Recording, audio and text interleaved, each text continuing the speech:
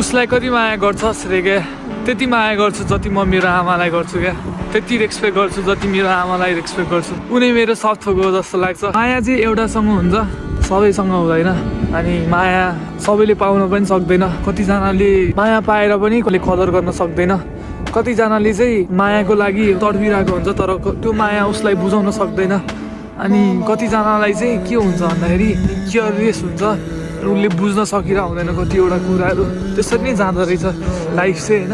आफूलाई चाहिएको टाइममा चाहिँ राइट पर्सनसँग एउटा राम्रो माया हुन्छ नि, सबै कुरा पाउँछ नि, त्यो मान्छे चाहिँ एकदमै लक्की हो जस्तो लाग्छ मलाई चाहिँ। खत्रै लक्की हो, किनकि सबैले माया बुझ्न सक्दैन, सबैले माया पाउन पनि सक्दैन, सबैले राइट पर्सन पाउन पनि सक्दैन। त्यही भएर भन्छु कि म त यो माया भन्ने कुरा चाहिँ एकदमै अमूल्य छ।